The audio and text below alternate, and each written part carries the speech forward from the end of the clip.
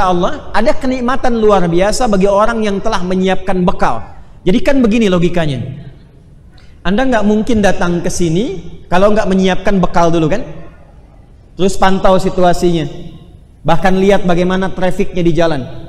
Yang ini padat, belok ke sini. Yang ini penuh, cari alternatif, gitu kan? Baik, itu untuk menuju satu tempat saja di dunia. Gak mungkin Anda tiba ke sini kalau tidak mengenal jalannya. Menyiapkan bekalnya. Nah, gak mungkin bisa ke sini kalau nggak tahu situasi dan jalannya. Berbahagianya, bersyukurnya kita, alam kubur itu jelas di Al-Quran dibentangkan informasinya. Ini suasananya. Kalau bekalnya sudah kita kumpulkan, kita siap, maka masuknya enak. Jangan engkau duga, orang yang menjadikan semua kegiatannya saat di dunia untuk mencari bekal persiapan pulang ke alam kuburnya sebelum ke akhiratnya, wafat begitu saja. Bal ahya'un, tapi dia di alam kuburnya akan diberikan kehidupan dengan fasilitas yang mewah.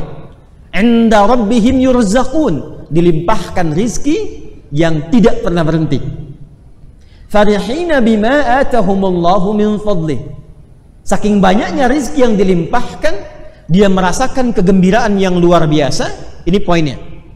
Wa yastabshiruna billadzina lam yalhaqu bihim min khalfihim alla khaufun 'alaihim wa la hum yahzanun. Kalau dia mampu artinya nggak mampu. Kalau dia mampu, dia akan berikan informasi kepada temannya yang belum pulang, temannya yang belum wafat. Cepat, nyusul sini, jangan tangisi saya, apalagi meratapiku. Jangan tangisi, jangan merapat. Kalau bisa, jangan meratap. Kalau bisa cepat nyusul gini. Di sini lebih indah, lebih enak dibandingkan dengan sekarang aktivitas yang sedang kau jalani. Lengkap.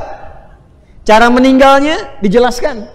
Kalau ingin tenang, turun Quran surah 89 ayat 27 sampai 30. Ya ayyatuhan nafsul mutmainnah, irji'i ila rabbiki radiyatan mardiyah, fadkhuli fi ibad. Ibad itu bekalnya.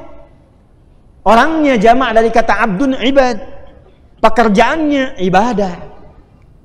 Wa ma khalaqtul jinna wal insa illa liya'budun. Semakin banyak ibadah, orangnya disebut dengan abdun, jamaknya disebut dengan ibad. Jadi ibadah yang kita kerjakan ini akan mengantarkan pada suasana kematian yang tenang dan bekal yang dijanjikan penuh dengan kenikmatan. Cuma persoalannya, maaf, sampai dengan maghrib ini saja, berapa persen waktu yang diberikan kepada kita yang menjadi ibadah di dalamnya? Inilah yang menjadikan Quran surah ke-103 diturunkan. Wal asr innal insana lafi khusr illa alladhina amanu wa amilus salihat. Iman yang hanya mampu menjadikan setiap amal menjadi saleh. Maka kalau beriman, itu semua pekerjaannya pasti soleh. Maaf, kita beriman tidak? Kenapa insya Allah? Beriman tidak? Beriman tidak? Nah, sekarang, berapa banyak dari iman itu yang sudah merubah perilaku kita menjadi saleh? Apakah matanya sudah saleh? Telinganya sudah saleh? Lisannya sudah saleh? Berpakaiannya sudah saleh? Pekerjaannya sudah saleh, di rumah sudah saleh, mendidik anak sudah saleh, belajarnya sudah saleh belum? Nah, itu yang mengantarkan kita pada kemuliaan. Kuncinya di iman. Untuk bisa menguatkan iman, supaya merubah semua kegiatan kita menjadi saleh, seperti dulu orang jahiliyah dirubah menjadi khairul ummah, maka Allah menurunkan satu panduan kepada Rasulullah SAW yang harus diajarkan pada semua umatnya dan diteruskan sampai dengan akhir zaman sekalipun beliau telah meninggalkan dunia ini. Maka itulah Al-Quran. Itulah apa? Al-Quran, panduan kehidupan yang membimbing setiap hamba menjadi lebih baik dan berpotensi mendapatkan kesuksesan dan kebahagiaan di setiap tempat yang ia pijak. Maka dalam bahasa Arab disebut dengan hudan namanya. Apa namanya? Hudan. Maka Al-Quran diturunkan di hari mulia bulan mulia sebagai hudan, pedoman untuk semua manusia tanpa kecuali yang menginginkan kesuksesan dan kebahagiaan dunia dan akhirat. Maka turunlah Quran surah kedua Al-Baqarah di ayat 185. Syahrul Ramadhan alladzi unzila fihil Quran hudan linnas. Diturunkan Al-Quran di bulan Ramadan itu tujuan pokoknya bukan sekedar ingin mengangkat keistimewaan dan keagungannya, tapi ingin memberikan pesan penting di dalamnya bahwa ini pedoman hidup kita. Alhamdulillah, ini nggak bisa disangkal. Bacaannya abadi sampai dengan sekarang. Tak ada yang kurang satu huruf pun, tak ada yang berubah satu titik kalimat pun. Dituliskan mushaf, isinya sama semua. Orang penghafal bisa dicek hafalannya sama semua.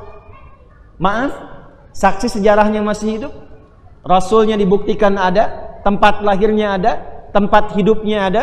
Orang-orang yang dulunya berada dalam titik nadir keburukan jahiliyah berubah menjadi khairu ummah setelah diberi petunjuk oleh Al-Quran, dan semua sukses. Yang di birokrasi dapat capaian tertinggi, yang bisnis gak nanggung, kekayaannya luar biasa. Yang di militer gak nanggung, 38 panglima, satu panglimanya bisa menaklukkan Persia dan Romawi. Dan kemanapun mereka berpijak selalu membangun dan memakmurkan tempat di mana mereka berada. Itulah Al-Quran. Jadi Al-Quran itu solusi, bukan cuma bacaan. Jadi kalau Anda ngaji Quran, seharusnya bukan sekedar menjadi bacaan, walaupun itu mukjizat dan berpahala. Seharusnya yang kita baca itu membimbing kita. Misal Anda baca ayat tentang mata, itu seharusnya ayat yang dibaca itu langsung merubah cara pandang kita. Misalnya Anda sampai ke ayat cahaya, Quran surah ke-24. Ayat 30 untuk laki-laki, 31 untuk perempuan. Qul lil mu'minina yaghuddu min absarihim. Katakan pada pria-pria yang merasa punya iman, atur pandangannya. Lihat yang baik-baik, yang tak baik jangan dilihat. Nah, dari sekian Anda mengkhatamkan Quran sampai ke ayat itu, berapa kali bacaan Anda yang bisa merubah cara pandang Anda? Jangan-jangan ayatnya dibaca, ada pahala bacaannya, tapi panduannya tidak digunakan. Itu yang jadi persoalan. Anda baca ayat tentang lisan, Quran surah 49 ayat 11. Ya ayyuhalladzina amanu la yaskhar qaumin qaum. Hai orang-orang yang masih merasa beriman kepada Allah, jangan saling mencela, kata Quran. Kok ayatnya bisa hafal, surahnya hafal, tapi lisannya masih tajam pada saudaranya, masih mampu berselisih. Yang paling menarik, sama-sama ngaji Quran, sama-sama ke majelis ilmu, tapi bisa saling mencela. Itu Quran mana yang diajarkan? Yarhamukallah. Yarhamukallah. Sekali lagi dapat spidol. Ya ayyuhalladzina amanu. Seharusnya setiap yang dibaca itu jadi panduan. Nah sekarang apa yang kita baca setiap hari, berapa banyak yang menghasilkan panduan dalam kehidupan?